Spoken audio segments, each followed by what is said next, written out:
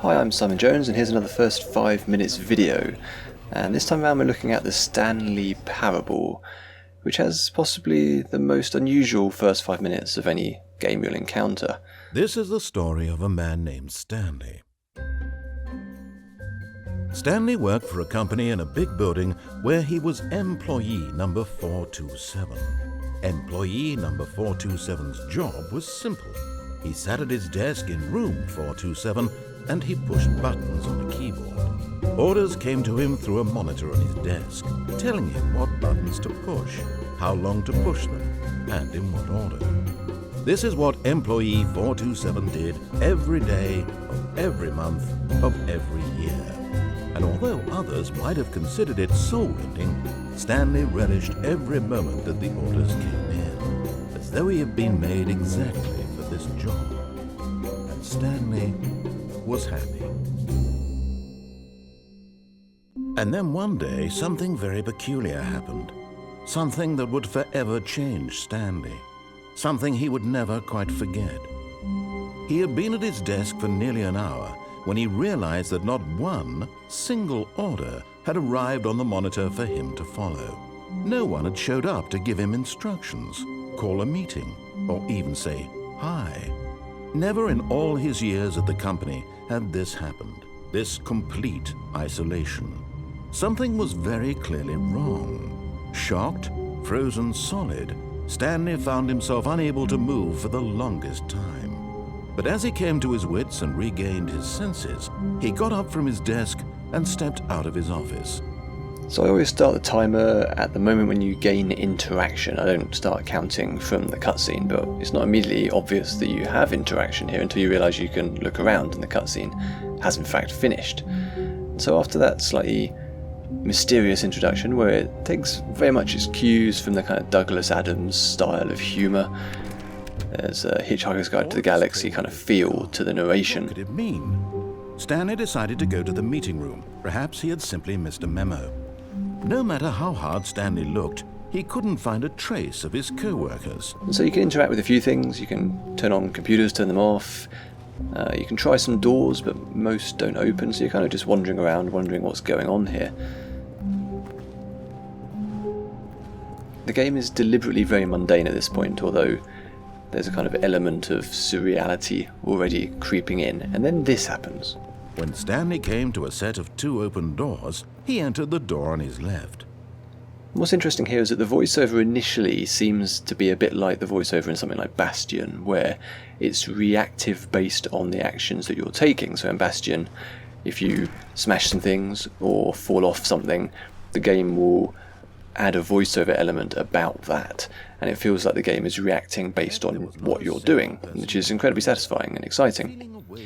But in the Stanley Parable, it's kind of doing it the other way round, in that it's presupposing your actions and it's narrating things that you haven't yet done and working on the assumption that you're going to do it.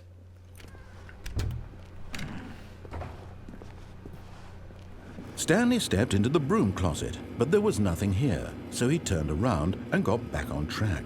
It's a commentary on the way we play computer games, essentially.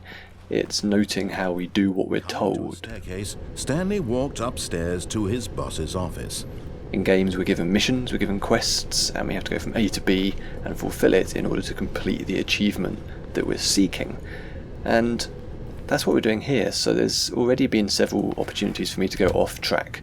But the temptation to do what you're told just to find out what it's going to happen next is quite compelling. That's what we've been taught over 40 years of playing games. Shocked, unraveled, Stanley wondered in disbelief who orchestrated this. What dark secret was being held from him? What he could not have known was that the keypad behind the boss's desk guarded the terrible truth that his boss had been keeping from him.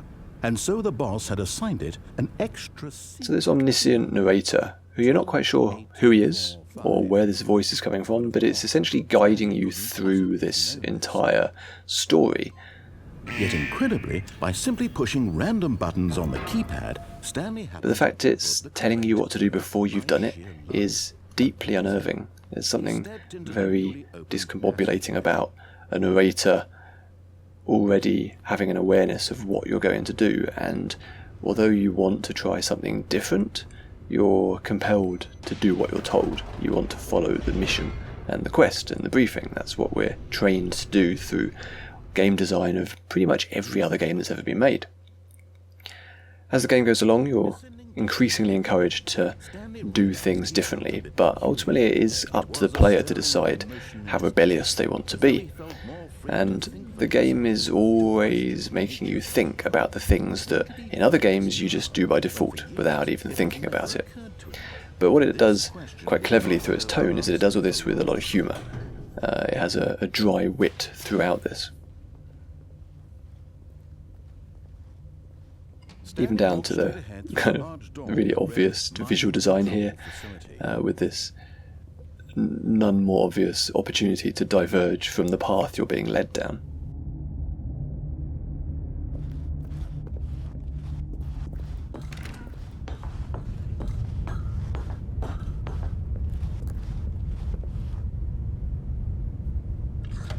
The lights rose on an enormous room packed with television screens.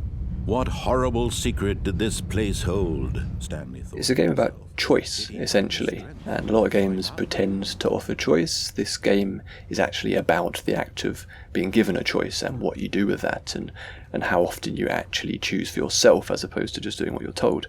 It's kind of following similar philosophical territory to, say, something like Bioshock, but whereas Bioshock tries to deliver its points solely through narrative, Stanley Parable kind of weaves it into what you're actually doing. So the fact it gives you choices but then strongly encourages you to go a particular route is the way it examines its own themes. So it's pretty clever, and we're actually at the first 5-minute mark, and if you're not intrigued to play more, then I would be very surprised. But we've barely scratched the surface here. The game goes on to be increasingly screwy and confusing and crazy, and continuously upends your expectations, both in terms of the story and in the way games are structured. So yeah, I highly recommend giving it a go. It's quite a short game, but it explores its idea to the fullest capacity and then ends, which is kind of what all things should do. So thank you for watching. I'll be back with another first 5 minutes as and when I get around to doing it. Thank you very much. Bye bye.